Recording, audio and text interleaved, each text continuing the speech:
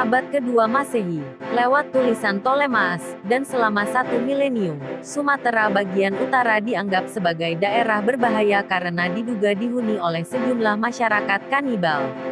Yang diketahui juga adalah bahwa wilayah itu kaya dengan kambar, kapur barus, khususnya yang diekspor sejak abad ke-5 atau ke-6 Masehi. Melalui sebuah tempat yang bernama Barus, tidak ada sebutan Batak disebut.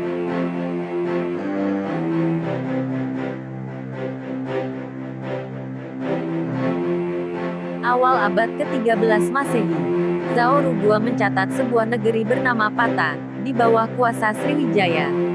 Kaitan antara Pata dan Bata sudah diterima umum. Sejarah resmi dinasti Yuan, Yuanshi, mencatat kedatangan utusan dari Mada di istana Maharaja Tiongkok, Kublai Khan, pada tahun 1285.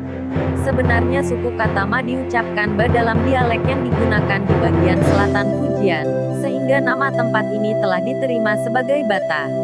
Tetapi kedua sumber Tionghoa ini tidak mengaitkan nama negeri Bata dengan sebuah masyarakat kanibal.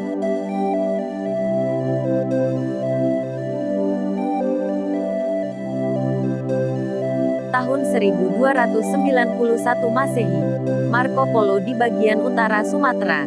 Ia adalah orang pertama yang mencatat kehadiran Islam dan juga pertentangan antara kaum minoritas Islam yang bermukim di kota-kota pesisir dan masyarakat mayoritas penganut paganisme, yang disebut biadab dan sebagian kanibal, yang tinggal di pegunungan dan belum dikenal dunia luar. Tidak ada sebutan Batak.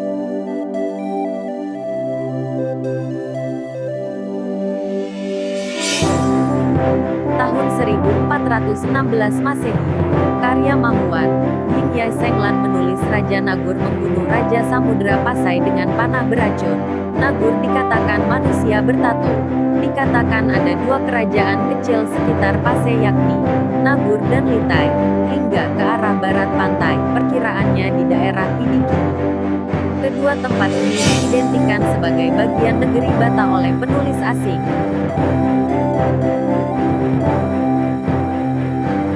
Tahun 1430 Masehi, Niccolo de Conti seorang Venezia, Italia kini, tinggal selama setahun di kota Siamutera, Samudra Pasai, dan menjadi orang pertama yang menyebut nama tempat, Batek, yang dikatakan gemar berperang.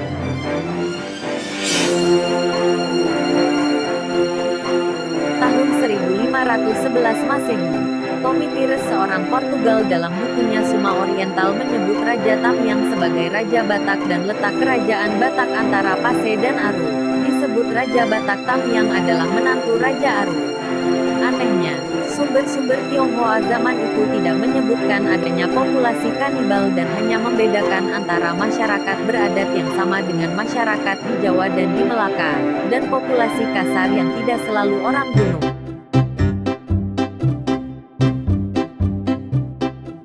Tahun 1539 Masehi, Fernand Mendes Pinto seorang Portugis menulis Jacur, Nagur, dan Likua, Lingga, merupakan daerah kerajaan Batak direbut Kesultanan Aceh mengorbankan 3 anak Raja Batak.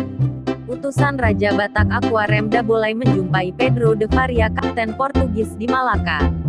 Pinto mengunjungi Pananiu pusat kerajaan Batak dan ikut menyerang Aceh dan disebut orang Eropa pertama yang tercatat masuk pedalaman Sumatera.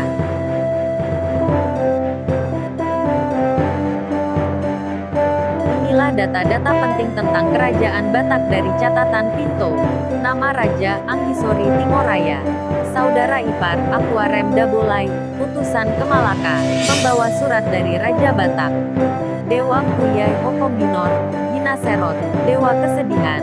Armada, 15.000 orang, terdiri dari 8.000 orang Batak, dan selebihnya dari Menancabes, Lusons, Andra Kuires, Jambes dan Bonis, 40 gajah, 2 kereta dengan pasukan kecil dinamakan Paulians.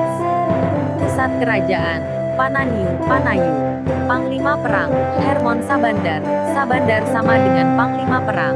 Kota penting, Jacur, Nagur, dan Lingua, Lingga.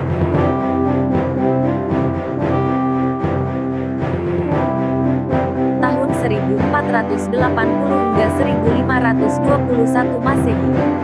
Duarte Barbosa, seorang Portugal, mencatat tentang kerajaan Aru yang ketika itu dikuasai oleh orang-orang kanibal penganut paganisme. Nama suku Batang muncul dalam sumber-sumber Arab 15 tahun sesudah kisah Pinto. Penyair dan sastrawan Turki Sidi Ali Çelebi tahun 1554 menyebut tentang pemakan manusia yang bermukim di bagian barat Pulau Sumatera.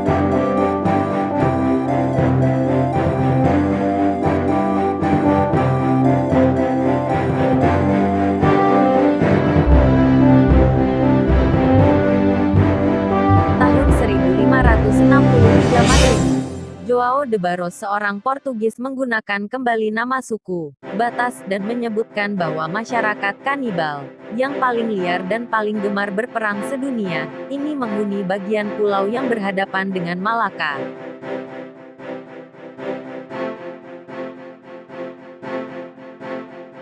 Juni tahun 1642, Aren Pater pergi ke Delhi dan kembali dengan membawa 8 budak dan 270 gantang beras.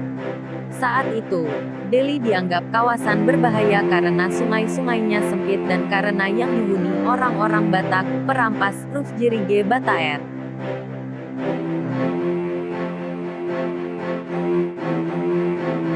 Tahun 1772 Masehi, Charles Miller ke pedalaman Tapanuli. Miller terkesan oleh keberagaman bahasa penduduk di pedalaman yang meskipun demikian memiliki aksara yang sama, dan mencatat tentang sebuah masyarakat kanibal bernama Batas, yang berbeda dari semua penduduk lain di Sumatera dari segi bahasa, kebiasaan dan adat.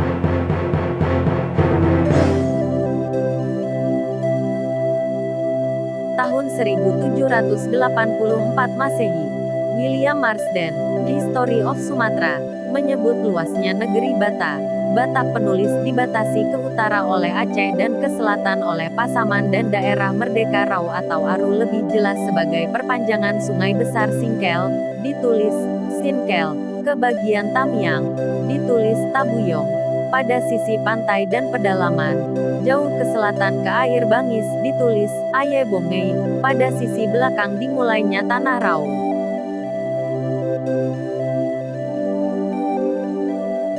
Tahun-tahun 1800 sampai tahun 1900 awal, banyak sekali penulisan tentang Batak termasuk John Anderson, Kronik Barus asal keturunan Raja Barus dan sejarah Tuanku Batu Badan, ditulis berbahasa Melayu aksara Jawi, juga penulisan pasca masuknya misionaris.